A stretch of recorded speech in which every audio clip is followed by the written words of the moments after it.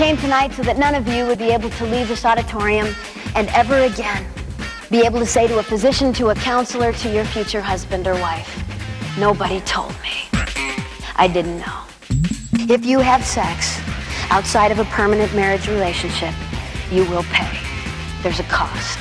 No one has ever had sex outside of that context and not paid, and the question we got to ask tonight is this: what is the cost, and is it worth it?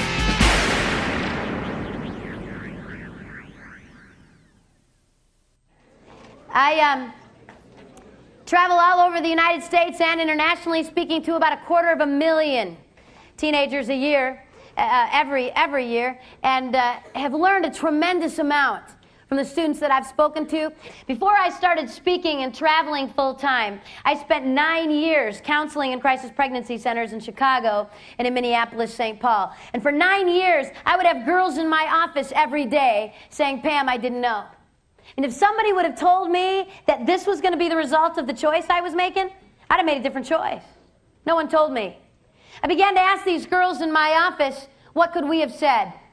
What could someone have said to you before you made your choice that might have helped you to have made a better choice? And after 9 years, I realized that there were a lot of students out there making decisions about sex, having absolutely no idea what the consequence of that choice would be. It's what we're going to talk about today. I want you to understand that I didn't come today to decide for you what you're going to do about sex. That is not why I'm here. I can't make this choice for you, don't intend to. Can't go on your dates with you, I don't have time. Okay? I mean, I can't choose for you. No matter how much we would wish that we could put you in a box, lock it, feed you through a window till you're 24, we can't. All we can do is love you, tell you the truth, hope you make good choices. My goal today isn't to decide for you what you're going to do. You can do whatever you want. My goal is that none of you would be able to leave here and ever again have to say to a physician, to a counselor, to your future husband or wife, nobody told me. I didn't know. Today you're going to be told. What you choose to do when you walk out of here is up to you. I get to start today the way I can't typically start in public school settings, and that's why it's so wonderful to be in parochial schools and be able to start this way. Students, God created sex. It's awesome. It's not a terrible thing we can't talk about at Catholic school. God created sex. That's right. Now listen up. God wants you to have great sex. He does. This is not about wrecking your fun. Now listen, you guys laugh at that, and I am going to prove it to you by the end of this hour, so you have to pay very close attention, because I'm going to have to talk to you about this again. God created sex. It was His idea, not yours. But God created sex with boundaries. And when sex happens within boundaries, it's awesome. When it happens outside of boundaries, it's horribly, horribly destructive. Help me out. What is the boundary or the context for which God created sex? There's the right answer. Most of you don't believe that. You know how many church kids I've had in my office for years look at me and say, but we loved each other. So, God did not create sex for love. That is not the boundary. God created sex for one context and one only. It's permanent, lifetime commitment, marriage, not love. Students, I'm going to say out loud something that if someone would have come to my parochial school when I was in high school and said out loud to me, I would have thought one of two things about that person. Either they're crazy or they're old. I am both. Here comes the words. I'm going to say out loud what David says in the Psalms, and I believe this with all of my heart. I love the law of God. I delight in the law of God. The law of God is like honey on my lips. I love God's law. I'll tell you why I love God's law. 2 reasons. Number one is it protects. No one gets hurt. There is no disease. There is no pain. If everyone abided by the law of God, we wouldn't have trouble.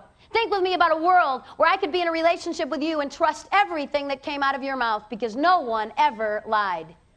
Think with me about a world where women weren't raped, children weren't sexually abused, couples didn't split up because they didn't love each other anymore and leave children abandoned.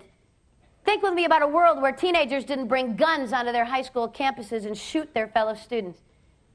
We say, Pam, that world doesn't exist. That's not the real world. Yeah, that world does exist. It's called the kingdom of God. It's called heaven, where one day we will all Abide by the law of God, and there will be no pain. First reason is it protects. Second reason I love the law of God is this. It's simple. It's not complicated. Even the stupidest of you in here can get this. You might be able to try to say a lot of things to God someday, but you will never be able to say, well, God, it was so hard I didn't understand if you would have been a little clearer. Especially when it comes to sex. This is not hard. Either you're married or you're not. Okay? This isn't too hard. Are you married? Did you have to think about that for more than a few seconds? Easiest question you've been asked all day, right? Are you married? No? Anybody planning to get married Saturday, November the 6th? We always have a few freshman boys in the back that have to go. That's me. I'm getting married. All right, pretend with me that this Saturday, November the 6th, is your wedding day. It's this week. I got news for you. Today, Thursday, the 4th of November, listen, you are not married. Saturday, walk the aisle, say the words, exchange the rings, leave, and have at it. But today, you're not married. Anybody in here confused? Not sure whether you're married or not? Just kind of confused? Because we'd be glad to help you. Okay?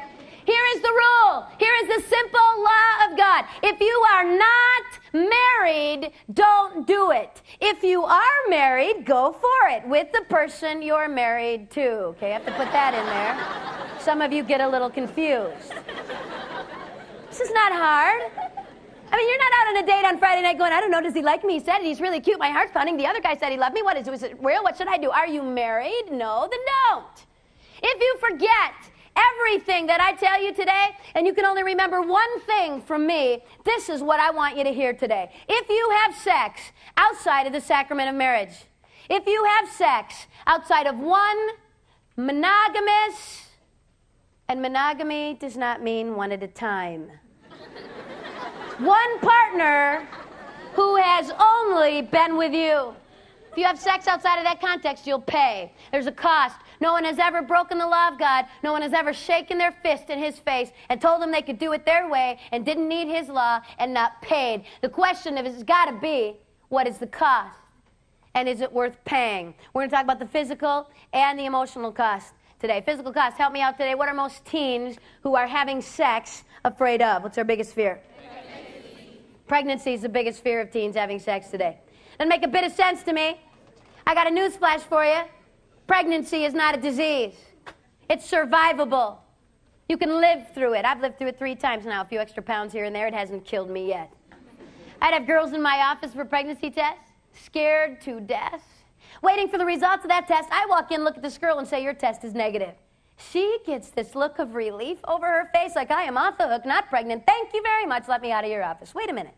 Have you been tested for syphilis, gonorrhea, herpes, chlamydia, trichomonas, vulvodynia, arthritis, hepatitis B, hepatitis C, HPV, HIV? Have you been tested for that? Me? You know, I live in Mission Hills. Why would I need to be tested for that? This girl is in my office thinking that she could possibly be pregnant, and she doesn't think she could have a disease. Students, you have a 4 times greater risk of contracting a disease today than you ever have of being pregnant. Pregnant teen girls, pregnant teenage girls in this country today are carrying, on average, 2.3 sexually transmitted diseases. Not 1, not 2, most of them 3 or more. But they weren't worried about disease. They didn't want to get pregnant. Every school I'm in, without exception, I will have a girl write me, email me, or come right up to me and say this.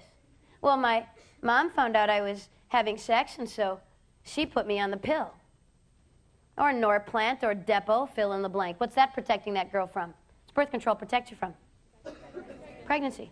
That drug, that hormone that this girl is taking has just made her 10 times more likely to contract the disease than if she were not taking that drug. This girl's going to end up sterile or dead. Thanks, Mom. Glad you cared. Pregnancy is not the worst thing that could happen if you decide to have sex. Far worse things than that. However, over 9 years, I had to tell a lot of girls that their test was positive. Immediately, they wanted an easy, painless way out of this pregnancy they didn't plan. I have to look at this girl and say, guess what? Your choices at this point are bad, terrible, and even worse. Those are your options. You had a good choice. That was before sex.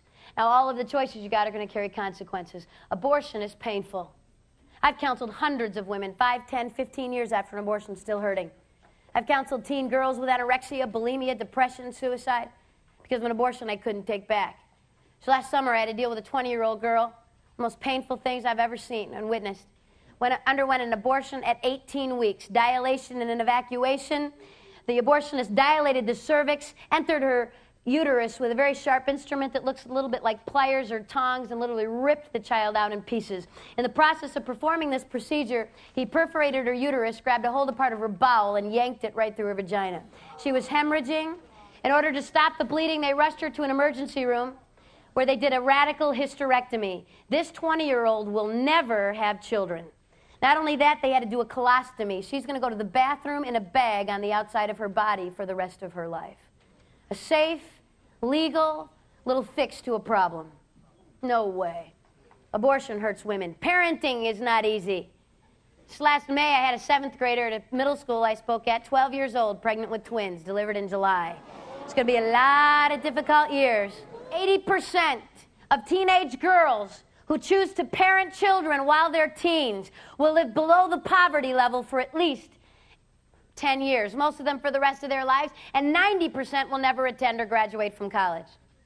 90%. And 10 out of 10 of those girls sat in my office and said, not me. Well, Pam, I'm going to finish high school, work full-time, go to college, be a doctor. Life happens to most of these girls. The number one indicator of poverty in this nation's students has nothing to do with race or where you live. The number one indicator of poverty in our country today is single-parent households in the age of that young girl when she began parenting alone. Serious responsibility, girls. Guys, in case you've all fallen asleep now, because we're talking about pregnancy and this does not involve you. Young men, you get a girl pregnant in the lovely state of California or any other state in this nation whom you are not legally married to. Not who you like a whole lot, okay? But a girl who you're not married to. Guys, you need to understand that you have absolutely no legal right to the choice she makes. This girl can do whatever she wants. You have no say. And suing her for stealing your sperm might prove a bit difficult. Try. If, however, guys, this girl decides to parent your child, you now have legal responsibility. It's costing us about $30 billion a year to support teenage girls parenting their children. We can't pay this bill. Over the last few years, we've undergone welfare reform. Guys, the laws have all changed. I don't care what your cousin, your uncle, your nephew got away with. It's not happening for you. We are now requiring in all 50 states the Social Security numbers of both parents on every birth certificate of every child born in this country. Girls will no longer be allowed to say, I don't know who the dad is. I don't feel like naming him. We will have your Social Security number on the birth certificate. Guys, if you are named as the father of a child, you'll be notified by your county. County's going to send you a little note saying you've been named as the father of this child, born to this girl, on this date. You will have between 60 and 120 days to show up at your county and say, it's not me. And she pulled my name out of a hat. I do not know that girl. That is not my kid. They'll do a blood test.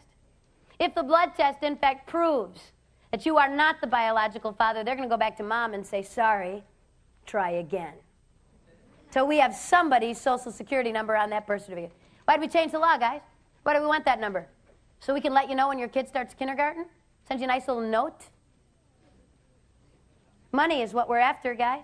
It's going to cost you over the next 18 years between $60,000 and $80,000, and your pay will be garnished. If you are not working, you will incur debt. And when and if you ever do get a job, it's coming out of your paycheck.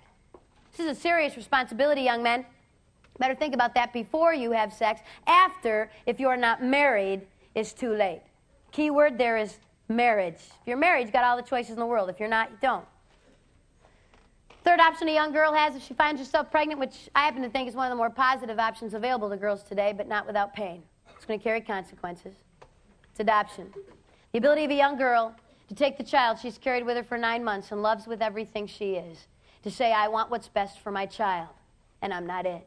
And I am willing to go through this pain to give my child a family. It takes a lot of courage, a lot of maturity, and a lot of love. 2 million requests for adoption will go unanswered every year in this nation. Girls, please hear this. This is primarily going to affect you. Infertility, the inability to have children of your own biologically, has risen over 500% in the last 8 years, in the 90s alone. In fact, we are now spending $4 billion a year on fertility treatment, and we have had more multiple births in the 90s because of fertility drugs than in the entire history of our nation up to this day. We've got so many more couples who can't have children and no infants available. Average adoption now takes between 8 and 10 years and costs between $10,000 and $20,000. It takes a lot of love for a girl to give her child a family and to give that couple the privilege of being parents. 34 years ago in Michigan, a young 15-year-old became pregnant. She had a lot of difficult choices to make, maybe more so than some young girls. She was raped. Abortion was legal in the 60s for rape. But this young girl chose to give her child life and then to place that child with an adoptive family. And that child was me. My biological father is a rapist. I don't even know my nationality. But I am still a human being, and I still have value. And my life isn't worth any less than any of yours just because of the way I was conceived. And I did not deserve the death penalty because of the crime of my father. And I've listened to the rhetoric all my life. And I've listened to people say, well, every child should be wanted and planned. Well, I wouldn't have an abortion. That's terrible. But if it were rape, well, then you're a mistake, Pam. I don't believe that. I believe that every child is wanted by someone. And I believe that God, in His mercy, had a plan for me. And I can't explain it to you. And you can't explain it to me. And I've asked all the hard questions. Don't think I haven't. Did God plan me? Did God plan rape? Because I don't know if I'd serve a God that did that. Did God look down that night in November of 1964 and say, oops, what am I going to do with that? I don't know. But let me tell you something I do know, students. I know that my God is so awesome and so amazing that He is capable of taking your worst pain, whether it was something that you chose or whether it was something that was done to you. And my God can make something very beautiful come from that. It's called amazing grace. The ability of God to take even the pain in our lives, the ashes of our lives, and make something good come from that. I don't know how and I don't know why. I just know He can. I've not met my birth mom. Someday I hope to. If I don't meet her here on earth, I'm going to meet her in heaven. I've been praying for her since I was 4 years old. And when we meet, I'm going to wrap my arms around her and I'm going to tell her I love her because she loved me. Loved me enough to give me my life. And then loved me enough to give me the next most special gift I was ever given. And that's my family. Since I wouldn't want any of you sitting in this room to ever have to make a choice like this. I've spent 9 years of my life walking girls through these choices. There is no easy way out. The best choice is before you have sex. After that, it's going to get really tough. But please hear me today. If you, someone you care about, were to find yourselves pregnant you didn't intend to be, please get some help. Please don't walk through this alone. Crisis Pregnancy Centers should be close to you. Where you can find it, the best way to do that is to look under your yellow pages, under abortion alternatives or pregnancy counseling. Look under the listings, find out who is doing the counseling, give them a call, and get some help. Don't walk through this alone. Pregnancy is survivable, though. We can live through that. I could walk you through that. That is not the worst thing that could happen if you decide to have sex today. Far worse things than that. Today, November 4th, today, in the next 24 hours, 12,000 teens will contract a sexually transmitted disease. Today. 12,000 more tomorrow. 12,000 teens who got up this morning and said, like some of you sitting in this room, that's not going to happen to me. Fam, that happens in Los Angeles and San Diego and San Francisco and Sacramento and scary schools like St. Paul. But we're okay here at Alameda because it doesn't happen here. You're wrong. Since in the 1950s, we had 5 sexually transmitted diseases we knew about were treated. 5. You could count them on one hand. Go find a grandparent. Go find someone who grew up in the 40s and 50s. Ask them. Were there STDs when you were a kid? I mean, did people have them? Talk about at school? Have classes? Have wellness day? Oh, yeah, sure. There were sexually transmitted diseases. Got a shot of penicillin, moved on. It's a new world. Today we've got over 30 sexually transmitted diseases. 30% of them absolutely incurable. That means you get one of these diseases and you've got it for life. Which is a lovely thing, guys, when you're getting ready to get married. Found this girl you love. I mean, this is it. She's the one you want to spend your life with. All those other girls, that was just messing around. This is the real thing. Pull out that diamond, look her in the eyes. If you're really cool, young men, you'll get on your knees. And you say, marry me. By the way, I've got genital warts. You'll get it too. And we'll both be treated for the rest of our lives. In fact, you'll probably end up with a radical hysterectomy, cervical cancer, and possibly death. But marry me. Well, I'm excited now. Thank you for sharing. Isn't that what you want to tell your spouse? Lovely. HPV, genital warts, syphilis, gonorrhea, herpes, chlamydia, trichomonas, vulvodynia, arthritis, hepatitis B, hepatitis C, HIV, list goes on and on and on. These are serious diseases, students, with serious consequences. Please hear me this morning. AIDS is not the only disease out there, and it is certainly not the only disease that's killing people. And yet we still have teens who actually think, well, if I don't get pregnant or I don't get AIDS, well, then I don't have anything to worry about. No way. No way. I was speaking in Ohio and got about 185 emails in September from a bunch of people telling me I needed to watch ABC. Because ABC was going to do a little special about sex, and we all know what a fountain of truth the media is. And I thought, well, before I bash ABC about their little program, I should probably watch it. If you caught this show, they called their little educational program Sex with Cindy Crawford. Hour-long little program to educate us all. So, all right, ABC, you got an hour. 60 minutes minus a few commercials. You will mention, I'm not even asking you to explain, okay? Mention one other disease besides AIDS. Did they? There wasn't a word. What a tragedy for women. I could not believe it. Chlamydia, one of the most common diseases among teens today, is chlamydia. This is a bacteria, not a virus, easily treated and cured. 2 classes of sexually transmitted disease. If you haven't had biology yet, this will help you. Okay, 2 types of STDs, bacterial and viral. A bacterial disease is curable. If we knew you had it, we could help you. Antibiotics can wipe that out. A virus is not. You get a virus, you've got it for life. There is no cure. We have never in the history of the world cured a virus, okay? Chlamydia is not a virus. It's a bacteria, curable. So what's the big deal? I'll tell you what the big deal is. And over 90% of teenagers who have chlamydia, there are no symptoms. You can't treat a disease you don't know you have. We got all kinds of teenagers out there having sex going, well, it's not bothering me. I mean, I've had sex, but I don't have a disease. Never been tested, certainly not in the last 2 months, but I know I don't. How in the world would you know that?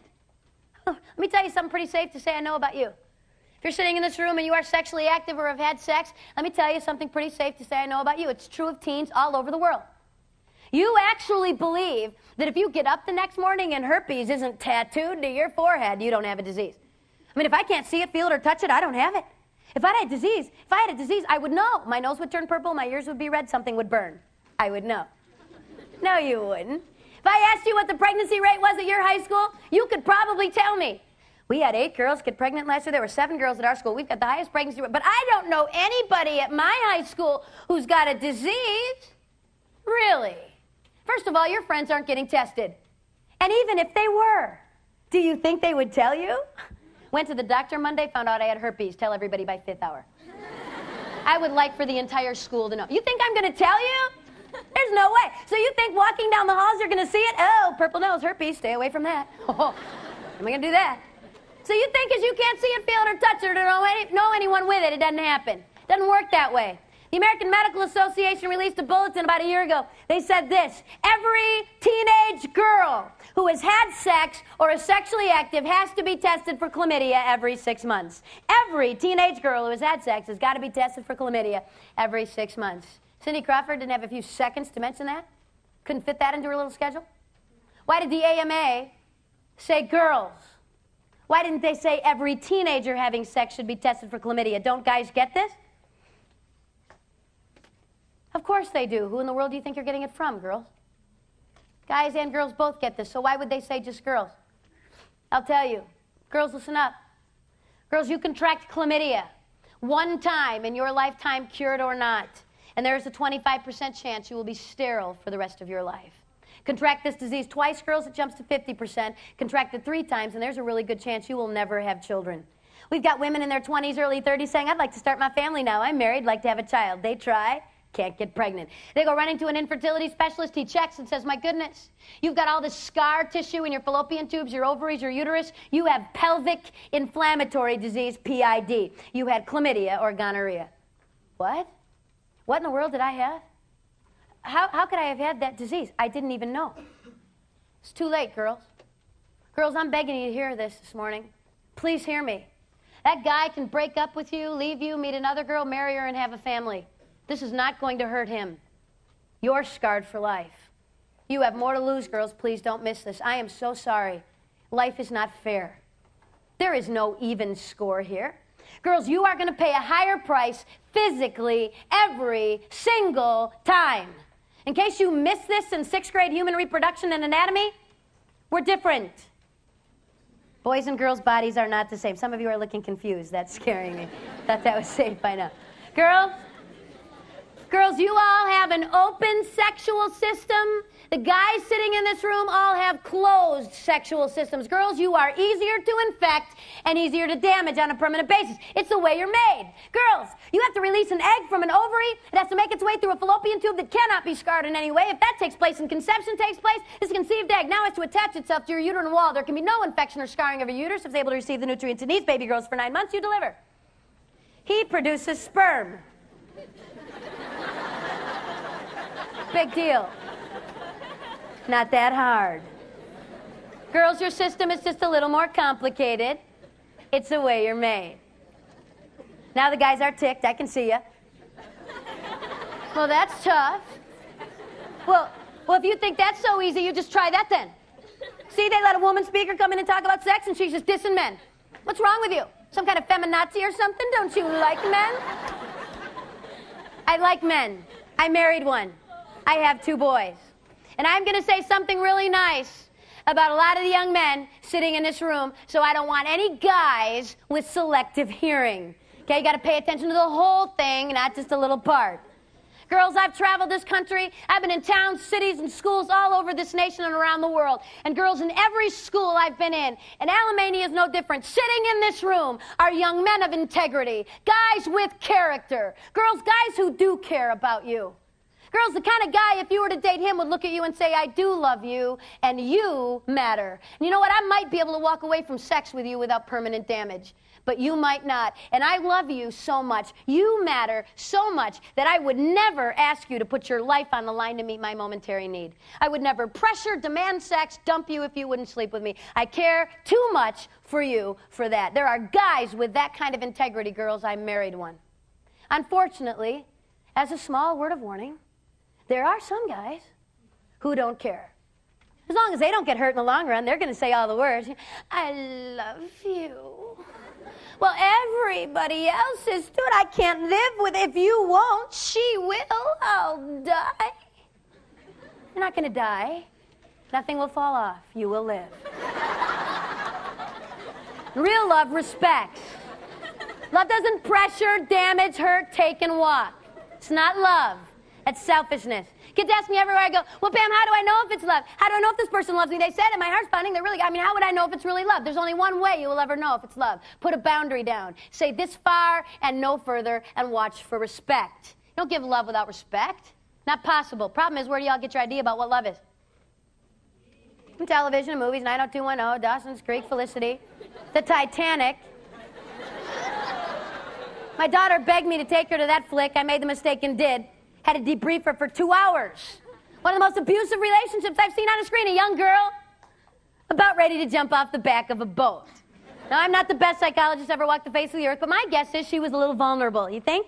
Hurting a little, self-esteem probably not where it needed to be. Very nice-looking young man, very cute. Walked into her life, said all the right words, and within 48 hours was sleeping with her, and we called it love. All I can say is it's a good thing that boy died. Because if he hadn't, we would have found out what that was all about when we hit shore. Thank you. It was fun. See ya. Students, hear what God says love is. Love is patient. It's kind. It's not rude. It's not selfish. It would never damage someone and hurt them. It's not love, it's selfishness. I was speaking for the Diocese of Covington, Kentucky. We had about 4 Catholic high schools bust into an auditorium, everybody at once. I was in the back of this auditorium in Covington, and about 8 girls from one of the schools got around me. Girls do things in packs. And these 8 girls got around me, and they said, Pam, you know that thing you said today? You said there were guys with integrity, with character, who wouldn't pressure us for sex, who wouldn't dump us if we wouldn't sleep with them. Well, you've not been to our school. There's not a guy at our school like that. All they want is sex, and if you won't sleep with them, you'll be dateless. I said, girls, you're wrong. That is absolutely not true. There are guys at your school who, if you put a boundary down, would respect you. In unison. These girls looked at me and said this. Well, then why do we always date such losers? Try to speak the truth in love. I work hard at that. Girls, take a look in the mirror. What are you settling for, girls? Girls, you want respect? You have to demand it. You want to get used, walked all over, be the next notch on someone's belt? I got a little word of advice for you today. Start it here and get used to it. You're going to get used for the rest of your life. You want respect? You have to demand it. You demand respect, you get it. Girls, I'm saying this to you, please hear my heart today, because if you do not, you will pay the higher price. The score is not even. Then there's herpes. I spent a lot of time on herpes. Let me just say this. Herpes is a virus. One of the more common diseases among young people and adults in our country today. Herpes is a virus. What does that mean? You get it, you got it for life. You'll give it to your spouse someday. There is no cure, okay? It's forever. Basically, it's sores on your genital area that reoccur on occasion throughout your life.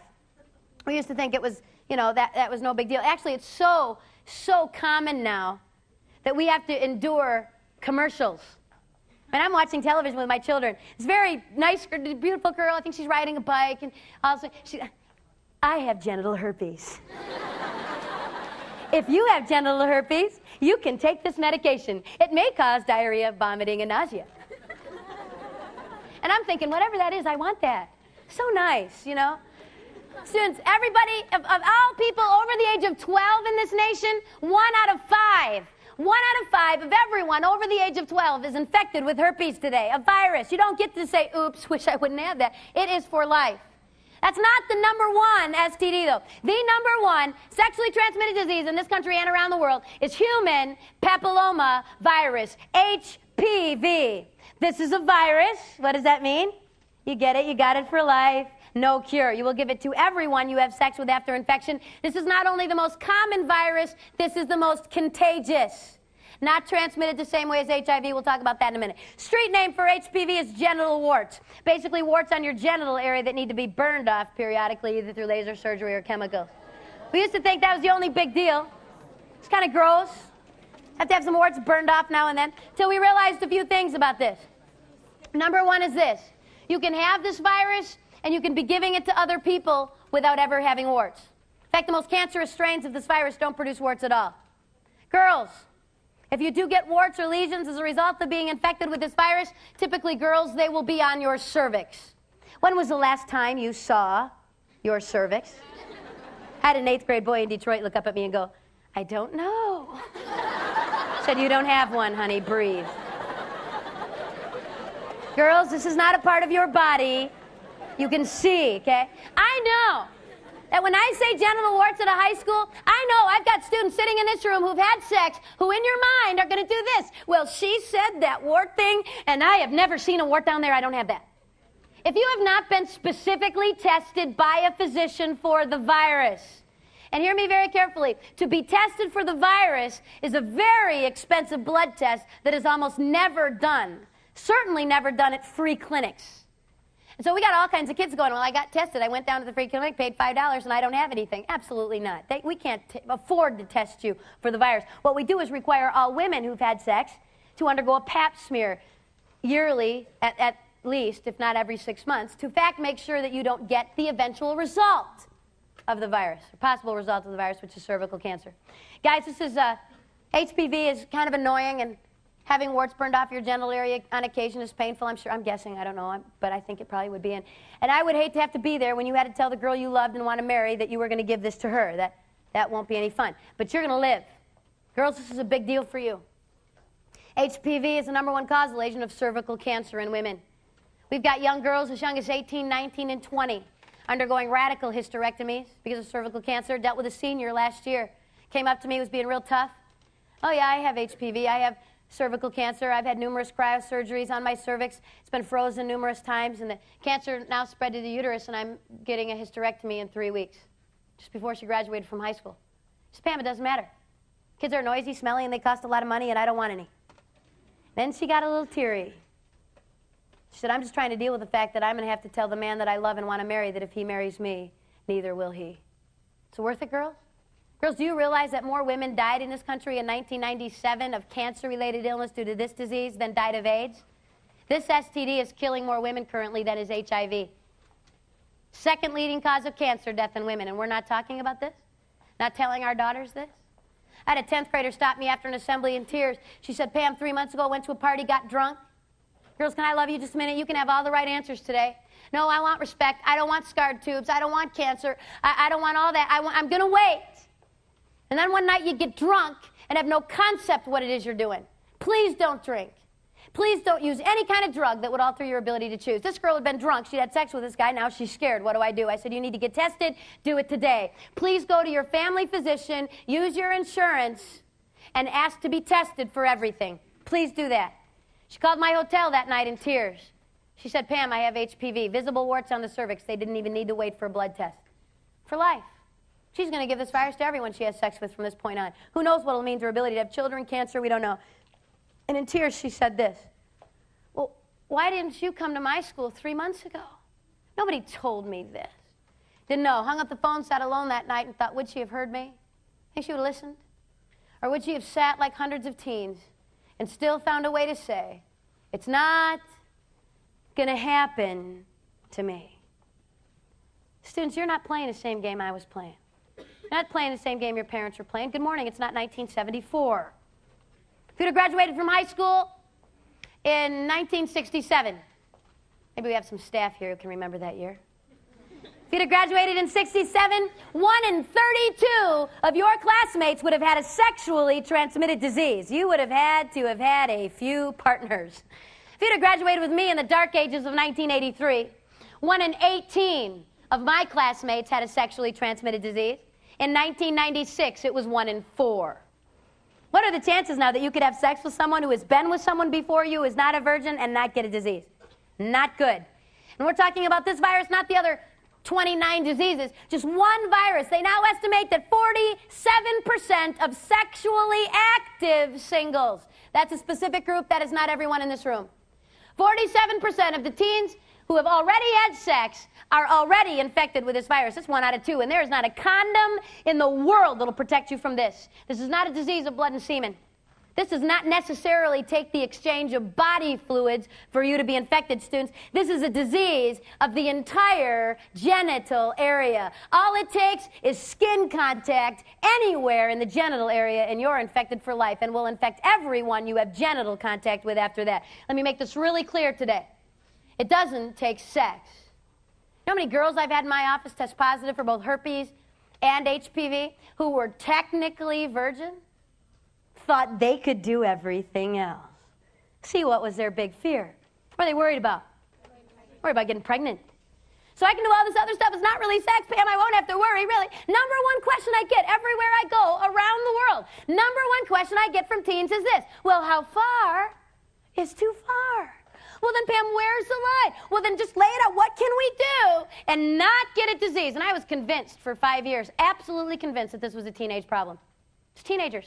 I don't know what we have to say to these kids. They don't get it. They so narrowly define sex that sex is only the penis sexually entering the vagina. Nothing else is sex. And then I realized the President of the United States doesn't know how to define sex. And I'm having a bit of trouble figuring out why you can't get it. Wasn't really sex. That doesn't count, does it? Let me give you the medical line over which you can't step. If you have stepped over this line, you have risked disease, and you need to get tested. I don't think this is complicated. I don't think this is tough. I think you can understand this. Here it is. Absolutely no genital contact of any kind. None. You stepped over that and you're at risk. I'd have girls in my office daily for pregnancy tests, scared to death. I'd do the test. I'd walk in, look at that girl, and say the test is negative. She would be like, thank you, I'm gone. I'm leaving. No, you're not. You need a pap smear, a blood test, vaginal culture, physicians in Tuesday, Thursday, Friday when you come in. Oh, not me. I don't need those tests. Yeah, you do. Well, no, see, Pam, I've only been with my boyfriend, and he has only been with me. Oh, that's good. How do you know that? He told me. It's good. Did you ask the right question? Students, please realize this. It is never good enough to ask a partner if they've had sex before. That is not good enough information. You have got to know whether on any occasion that person has ever had genital contact with anyone else besides you. If they have, you're at risk and you need to get tested. Is that clear? Anybody confused? Because I don't want you confused about that. Then there's HIV. I'm not going to spend a lot of time on this virus. I'm going to remind you this. HIV is a virus that causes AIDS. It's deadly. You don't want it. This is an equal opportunity virus hurting the guys as much as it is the girls. In light of that, what have you been told to do to make sure you don't get this particular disease that will kill you? If I said safe sex to you, what would some of you say? Condoms. Hey, sure, Pam. I don't have to worry about disease. I can sleep with 18 people. I got a piece of latex. Safe. Unbelievable. Students, the only safe sex is a safe partner. Someone who has never had sex. Or if they have, hear me very carefully, it has been at least 3 years from the last time they had sex of complete abstinence. Please have them tested with their blood, viral testing, to make sure, in fact, that they are not carrying a disease. That is the only way you will ever know that you won't get a disease. And saying no to sex won't hurt you. Once you've said yes, you've lost all guarantees. I was speaking in a state in the Midwest, got a call middle of the week from a superintendent in Western New York. He said, Pam, we've had a tragedy. We need you to get to our school this month. I said, I'm booked through the end of this year and next. I will put you on a waiting list. I get cancellations. You're at the top of my list. Hung up, thought I'd taken care of that. 2 hours later, the middle school principal called. He said, Pam, I know you've already told my superintendent that you won't come to our school, but our school's a morgue. I can't be on a waiting list. I can't wait till next spring. Please rearrange your schedule. 3 weeks later, I flew to Jamestown, New York. 3 weeks before I got there, 9 7th and 8th grade girls tested positive for HIV. They were all infected by the same young man, a 19-year-old by the name of Nushan Williams. When they found out 9 of their 7th and 8th graders were positive, they tested 70 students in that district who had either had sex with that guy or with one of those 9 girls. By the time I got there, they tested 500 teens in the county. It will be years before we know who's dying and who's not. I got done speaking at the middle school, and all the other 7th and 8th graders went back to class, and one little 8th grade girl, blonde, blue-eyed little girl, I will never forget her, waited till everybody else had left so she could talk to me alone. Just turning 14, just found out she was HIV positive. This 8th grader looked at me that morning, and she said, Pam, how could he do that to me? He loved me. He loved her, you think? That's love now? Sex is love, and love is sex. If you love me, you will prove it. That's love now? Please tell me we haven't fallen that far. Sex isn't love, and love isn't sex. Let me tell you something about this little 8th grader, though, because she's not that different from some of you. She so desperately wanted somebody to love her. Anybody. Someone to say, you're pretty, you matter, I like you. She was willing to put her life on the line to get love. And she actually believed that if she gave sex to this guy, she'd get loved. What she got was used. It's not the same thing. What if we didn't have AIDS? What if we didn't have genital warts and herpes and chlamydia and syphilis and gonorrhea? What if I could give you a super condom? I mean, I can't. But what if we could? Use it, sleep with 20 people, it won't matter. Are there other reasons besides disease that we might want to wait? I think so. See, I'm stupid enough to think that sex is more than a biological act to meet a biological need, more than a hormone you can't control, an itch you've got to scratch. It involves more than just your physical body. It involves everything you are. God called it a one-flesh experience, the taking of 2 unique individuals and bonding them for life. 1 Corinthians 6:18, these are God's words and not mine. Please hear them. Flee sexual immorality. Run in the other direction. All other sins you could commit. That is astounding, students. Murder, lying, cheating, stealing, any other sin you could commit is outside your body, but he or she who sins sexually sins against your own body. Basically damages everything you are. That's why this is so devastating. I was on a plane heading to Cincinnati. This is typical airplane conversation. This nicely dressed businessman looks over at me, sits down, and goes, oh, going to Cincinnati, what do you do? I'm a speaker. Cool, who do you speak to? Junior high, high school, college kids? Oh, cool, what do you speak about? Sex. He'll either go back to his reading material real fast or decide to talk to you. This guy thought that was interesting, so he said, what do you tell teens about sex today? So we tell them to wait. Not have sex until they're married.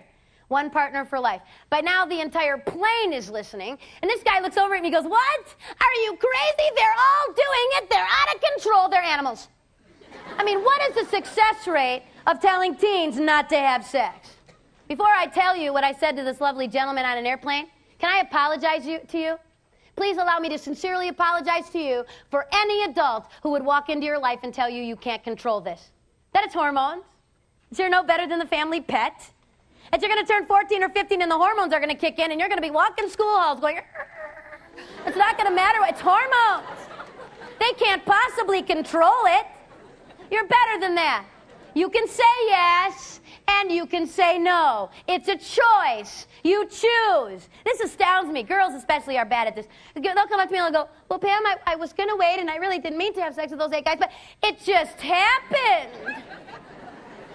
My favorite one is this one. It was an accident. What, were you walking to get your mail naked and some guy was jogging by, he was naked? That would be an accident. This is not an accident. This did not just happen. You chose. You can say yes and you can say no, okay? First thing I said to this guy, back to the plane, first thing I said to this guy was this, buddy, everybody's not doing it. That's a lie. Thousands of students all over the nation are choosing to say no to sex until marriage. I stood in the Dome in Atlanta with 40,000 students and over 1 million commitment cards signed by teens across this nation saying, believing that true love waits. I make a commitment to God, myself, my family, those I date, my future spouse, and my future children to remain sexually pure from this day on until I enter a sacramental marriage relationship. We stacked those cards from the floor of the Dome through the roof. Twice. There are thousands of teens who aren't having sex. How unfair that we would say everybody's doing it. Not true. Second thing I said to this businessman on the plane was this.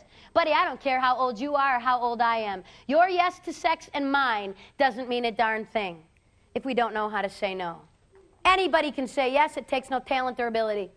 It takes character, integrity, and self-respect to say no. Students, I sat where you're sitting. I went to parochial school. I had parents who loved me a lot, parents who told me what God said about sex. They said, Pam, God says don't have sex, don't do it. School said that too. This was the extent of my sex education. God said don't do it, end of discussion. And actually, that should be enough. Should be enough. But you know, in all my discussions and all my thoughts about sex outside of marriage before I got married, I thought this, and I missed a piece, and I want to give this piece to you. See, I thought that I'd have to say no to sex until I was married. It would be so hard, take 185,000 cold showers, beat people up with sticks, and then someday I would get married, and I would never struggle with sexual temptation again. It would be over. See, because married people don't struggle. Once you put this wedding ring on, there is no temptation. Marriage is happily ever after, excitement, heart-pounding romance, all the time. There's never a moment that I look over at my husband and go, I married that? And I am just so beautiful and gorgeous.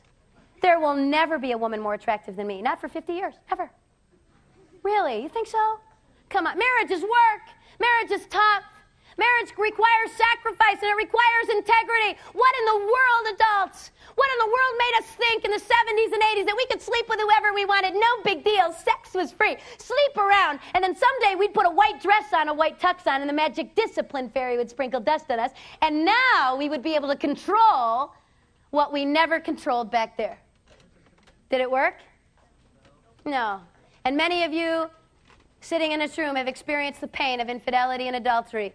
You've watched families be ripped apart because someone didn't have control. I was speaking at a parochial school, and a senior waited till no one saw him speaking to the sex speaker after school when he was pretty sure it was safe. He said, Pam, I want to talk to you. You scared me to death today. So what's the deal?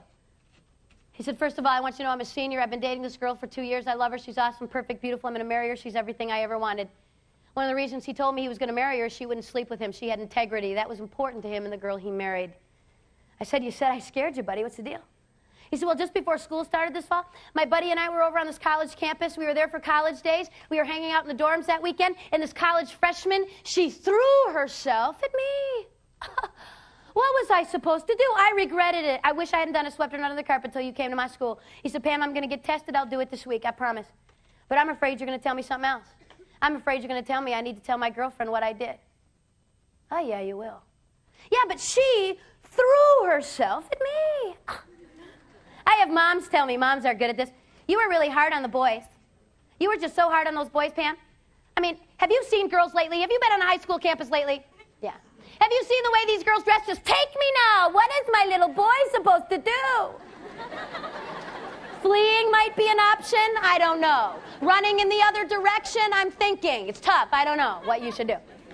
I looked at this guy, the senior in high school, and I said, buddy, You want to go 7 years down the road with me? Let's go 7 years down the road. You've married this awesome, beautiful little girl. You got 2 beautiful kids. Your job takes you on the road. I know what that's like. I'm in hotels 14 nights a month. You're tired, exhausted. You've had a long day. You just want something to eat. You go down to that restaurant bar thing, you bring a book. You're minding your own business, and some woman walks up and throws herself at you. You're going to call your wife later and say, sorry, honey, but she started it. It was not me. Is that going to fly in your house? That doesn't fly in mine. Young man, the integrity you show yourself, the discipline and control you show yourself and every girl you date is very indicative of what we can expect from you long term. What do you think, some magic was going to happen with a ceremony? Girls, the respect and integrity you show yourself and every guy you date is pretty indicative of what we can expect from you long term. It starts right here. A lot of you haven't heard your worth waiting for. Hear it from me. The person you're going to spend your life with is worth your very best. Some of you sitting in here are thinking, well, this talk was not for me. You're just too late. Well, I wish I would have heard this 3 years ago, 4 years ago. I wish I would have heard this 6 months ago. If you're sitting in this room and you've had sex and you've been tempted to tune me out, I need you to tune me back in. You've got the same choice to make today as everyone else in this room. I'm not really as concerned with what you chose to do before you walked in here. I am really concerned with what you choose to do when you walk out. And the first thing I want to say to you is that there is a God who loves you, who wants the best for you, who has given us rules and standards in order to give us that best because he didn't want the pain. Let me tell you something else about this God. He knows that there will always be people who will do it their way. And that's why he provided his son as a sacrifice for us when we blow it. But you know what? You've got a choice to make. You can either come to God today and say, God, I'm sorry. I did it my way. I didn't understand. I want you to forgive me, and I want to start over. See, repentance, my friend, is not, the sacrament of reconciliation is not, I'm sorry I got caught. It is not, I feel bad because I hurt someone or I hurt myself. The sacrament of reconciliation is calling sin, saying, God, I agree with you about my behavior, and then turning 180 degrees and going in the other direction. Not, I'm sorry today, and I'm going to do it again on Monday. But I'm sorry, I am deeply hurt by what I've chosen to do. And God, I make you a promise that I'm going to turn 180 degrees. Well, how do you do that, Pam? How can you do that? It's so hard. It's such a struggle. How do you say no? The only way that I know that you can withstand this temptation. And Paul the Apostle in the Corinthians said this, there is no temptation taken you, but such as is common to man. We all struggle. We all struggle daily to do what's right. The only way that I know to turn 180 degrees and to begin to honor God with your choices is to be connected with the life of Christ. Is to be connected consistently, always connecting, abiding in the life of Christ. That is what sacraments are for, to continually abide in the life of Christ, to gather from that the strength we need to live righteously. One of the options is you ask for forgiveness, you walk out of here and you start over. The other option is you harden your fists in the face of God and tell him one more time you don't need his rules and you can do it your way. And you walk out of here the same as you were when you walked in. And let me give you a little promise. I know what is at the end of that road. It's death. Death is at the end of that road. The Bible says the wages of sin is death. But the gift of God is eternal life. The choice is to walk in the life of Christ or to choose death. I had a young girl in Anchorage, Alaska, come up to me. She said, Pam, I'm a recycled virgin. She said, cool. She said, when I was 15, I had sex. It left me with so much pain. I said, no more. I don't want to do that anymore. I asked Jesus to forgive me. And I made a commitment that I would not have sex again until I was married. I said, you know what, that's so awesome. Someday when you get married, you will have to tell that guy what you did when you were 15. But hear me very carefully. You're going to be able to look at that guy, and you're going to be able to say, for the last 3 years, 5 years, 7 years, whatever it is, I have waited for you. I've practiced discipline in my life. I can be trusted. And we're going to know what kind of damage was done. We've had some years to make sure she's okay. You can walk out of here and keep doing what you've been doing. That's a choice you need to make. Or today, you can say no more. Someone's going, yeah, but Pam, you don't get it. I mean, if I went back to my boyfriend or girlfriend and told them I loved them, I love them. I don't want to break up. I want the relationship but not the sex. They'll dump me. I mean, if I won't sleep with them, they'll find somebody else. The relationship will be over. Really, what's your relationship based on? It's based on sex. Want to test a relationship that's sexual? Want to find out whether or not they love you? Do you want to know?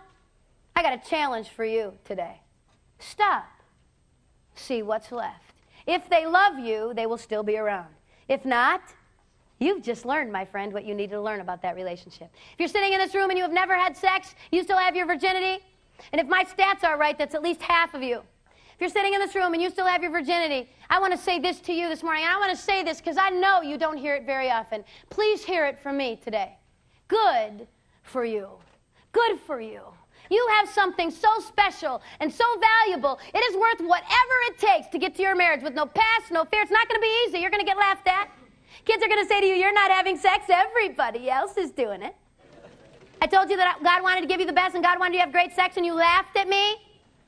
This nation spent $5 million in 1996 and 97 to find out who's having the best sex in this country. University of Boston, Chicago, UCLA. Guess what every study, $5 million produced? This was so unbelievable. Rolling Stone magazine's freaking out. They can't believe it. Matt Lauer's chin is dropping. This can't possibly be true. Guess who's having the best sex in this nation? Christian, married, monogamous women. Yes. You know what they're calling it? They're calling their studies Revenge of the Church Ladies. It's hilarious. Students, can I tell you something? God loves you. God wants the best. And this morning I have set before you life and death. I cannot choose for you. No one in this room can choose for anyone else. What I'm asking you to do is to think. You deserve the best. Never settle for less than that. You deserve respect. My heart cry to you is that you would choose life. Choose life, that you and your children and generations to come might live. You guys have been awesome. Thank you for your attention. God bless.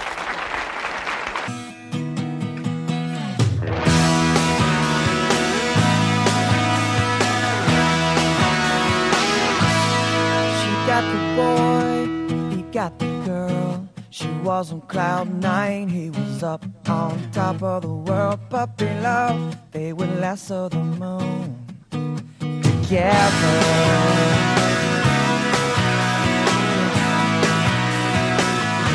They found another girl when she had their boy. Anything for love, he said. She was the only one. Nothing old and nothing new. She's all alone with baby blue. Now listen what she had to say. Not what I thought it would be. It's not supposed to happen to me. And I wish I could go back in time. I'm just 16, not how I thought it would be. Here on cloud 9. Here on cloud 9. There is a boy, there is a girl. God's perfect time out there somewhere in the world. Just for you, you will lasso the moon together. So will you trust the one who made the world? He invented love and made the one you're dreaming of. But for now and until then, trust and wait. You gotta wait on him and listen what they have to say. Not what I thought it would be. It's not supposed to happen to me. And I wish I could go back in time. I'm just 16 and I thought it would be. Oh, just you wait and see. Just you wait and see. It's not what you think it will be. You don't have to be the one to say not what I thought it would be.